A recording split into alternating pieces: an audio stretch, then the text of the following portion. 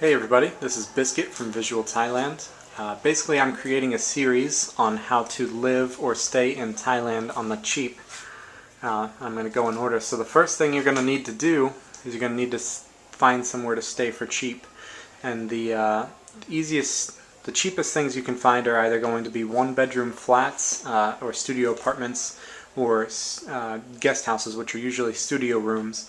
We're staying at a long-term guest house right now, and I'm going to show you what you can expect out of a guest house kind of room. It's about, I'd say it's probably about a 20 by 20 room. They give you, of course, a bed, a TV, like a desk or something like that to put stuff on. They usually give you a closet or something to put your clothes in. It's not very big. They didn't give us any hangers, so we just kind of had to throw the stuff in there. They usually, most of them, give you a refrigerator. They usually give you one about half this size. A lot of guest houses do have balconies. And this one, out of the guest house I've stayed on, this is probably the biggest balcony we've had. Let me turn the lights on real quick.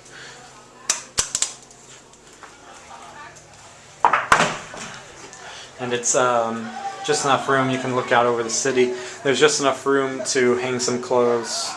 There's not really much else out here. And then of course you'll either need an air conditioner or at the very least a fan, because it gets very hot here in Thailand, of course, and April is the hottest month of the year, and that's coming up. This is basically what an air conditioning unit looks like. Most common ones in Thailand. Comes with a little remote that we do not seem to have hanging on the wall like we should. And also, of course, there's a bathroom. Basically, I'm going to shoot these videos from basically the perspective of someone who's never been to Thailand or Asia, really. So basically, when I was in the US, the first time I came here to Thailand, I'd never really seen a bathroom like this, where the toilet, the bathroom is all one area. Usually, like, I was used to the shower being a separate area. As you can see, it's all just one floor. Because basically, there's the drain here, and instead of like a hot water heater, it's what you can call hot water on demand, where instead of like a big tank that heats water, they have an electrical unit that sits up on the wall, and you adjust the temperature, and then when you turn the water on, it kicks on and it heats the water up as it comes out. And then also, another thing that's different than what you'd find in the US, instead of toilet paper, the vast majority of places just have like a sprayer for you to spray off after you're done.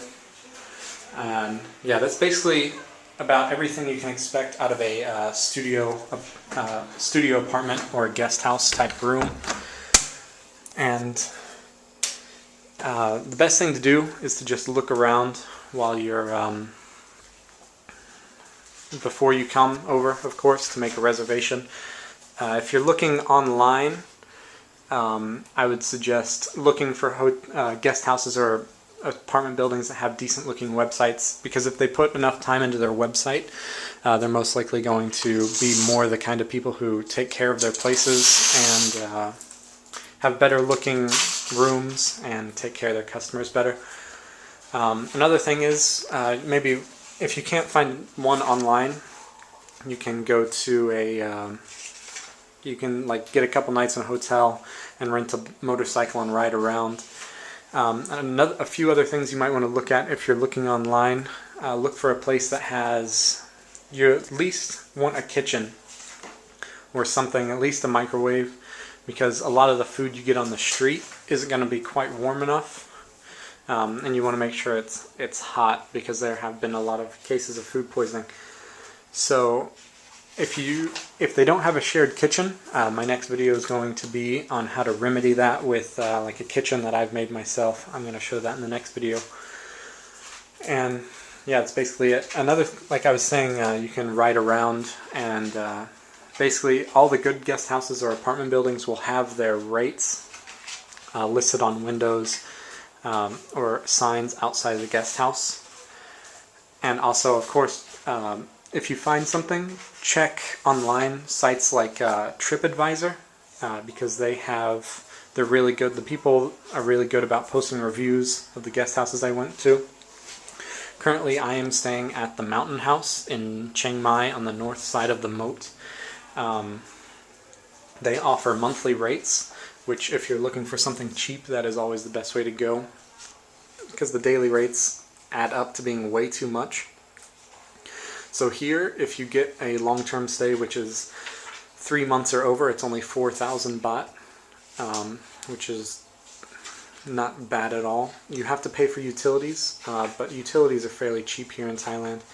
And of course, it comes with internet, which is always a plus. And you're also going to want laundry facilities somewhere nearby.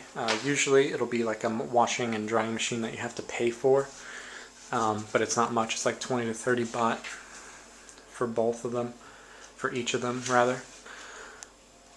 So yeah, my next video is going to be on how to assemble a cheap little kitchen for you to cook your food at, because a lot of the guest houses that do have the shared kitchens will close them up fairly early.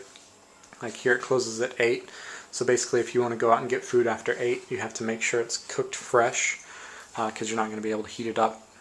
So yeah, stay tuned for that one. I'll talk to you guys later.